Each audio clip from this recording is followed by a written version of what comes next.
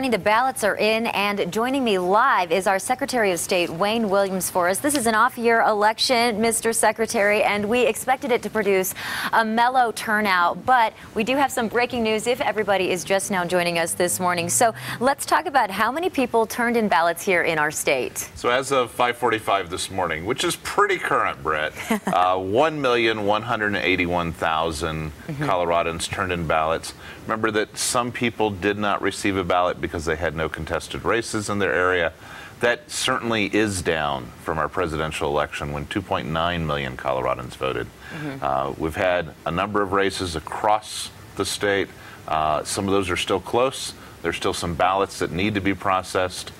Some folks who are getting a signature letter, for example, saying, hey, your signature didn't match, they have until 8 days after the election to get that back. But this morning, you heard it here first. How many? Give us that number one more time. 1,181,000. Out of just over probably 3 million, right, in total of Colorado. So one thing everybody is talking about this morning is Denver's $937 million bond package, the biggest one that we have seen yet here in the city, the most expensive. Voters did pass this. Were you surprised by that?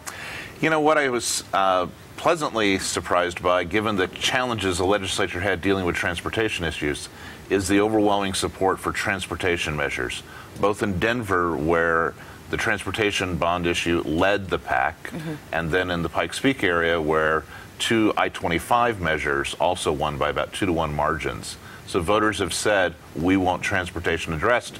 You saw the issues in the traffic report just a couple minutes ago. That's true. We deal with this every single day. People who live here, we know this is a headache for us. Voters were really fired up over Ordinance 300, which mandates that the larger buildings here in Denver produce those solar roofs.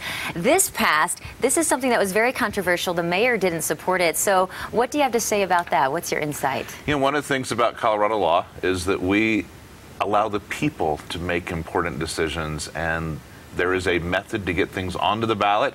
You can do that on statewide issues, you can do that local issues, and ultimately the people get to make the decisions in the state. We're running out of time, but really quickly, next year we will elect our new governor here in Colorado. So what can we expect for next year? You know, we're going to have a primary in June that's going to be new, because unaffiliated voters will be able to vote in that primary for the first time. That's going to be a new process, may elicit different campaigns, and then we're going to make a new decision about governor and how they are going to tackle the challenges we face. You've seen some mayors willing to do that. The question is, will the next governor be willing to tackle some of the tough issues that our state faces? Thank you so much. Secretary of State Wayne Williams here in studio with us. Thank you very much. Thanks, Brett. Yeah, it's gonna be